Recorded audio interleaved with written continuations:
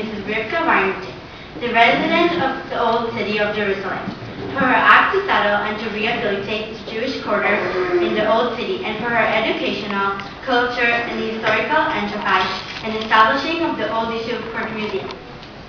I could have read those words have been said by the mayor of Jerusalem, Mr. Ehud Olmert, on the ceremony of Yakir Yerushalayim Award in 1994. I could have read of Mrs. Warrington in many books or magazines. I could have heard of this lady in a radio or a TV program. I could have even learned of her in a bat mitzvah program in Toronto or any other town in the world. But I have the zchut and the honor to be the first great-granddaughter of Mrs. Rivka Warrington, which is my father's grandmother. I chose to talk about her not because of the respectful award she granted, but because of her nobility and modesty, and because she is, in my perspective and others, an admirable and respectable woman that I should be proud of. If I would have been told that there is a family that lives in the same house for 200 years in Jerusalem, I would be probably astonished. But that's exactly the story of my great-grandmother's family. She was born in 1923 as a descendant of the students of the Gaon of Vilna, who made Aliyah from Lithuania in 1808 to Tzfat, and 4 years later became the first Ashkenazi Jewish family in Jerusalem. The house my great-grandmother was born in was not a simple house.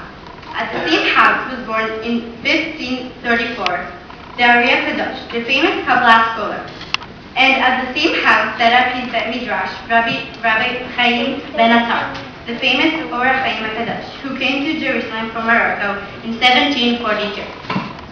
She lives at this house until today, and I wish her all the best. My great-grandmother's childhood was between the walls of the Old City. Among British soldiers, Arab nations, Sephardic, and Ashkenazi Jewish people. As a teenager, she studied in an English school in Jerusalem on a business class and studied English at university. She always liked to tell us about the good neighborhood that was between all.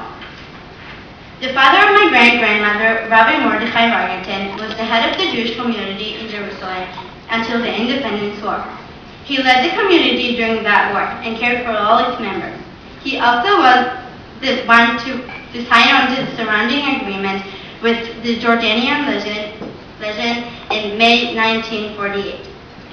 Rabbi Warrington and his family were taken then as captives to Jordan, except for my great-grandmother, who was then a young lady. After that, she lived for 19 years in the new city and was a senior officer in the Ministry of Finance. In 1967, at the Six-Day War, Israel captured back the Old City of Jerusalem, thanks to Hashem. My great-grandmother had become the last woman to leave the Old City in the Independence War, and the first to return 19 years later. She had been asked by the commanders of the IDF after the war, helping them draw the new map of the Jewish quarter, guiding them through the alleys of the Old City, and being involved in renovating the old new neighborhood. When she returned to the Old City, she decided to leave the Ministry of Finance to open a museum in her house, which describes the life of Jews in Jerusalem and proves that Jews were always in Jerusalem.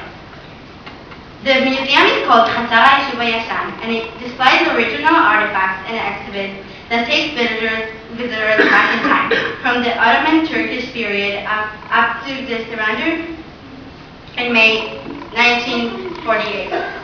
The museum is still open to visitors, and people from across the world are experiencing the life in Old Jerusalem.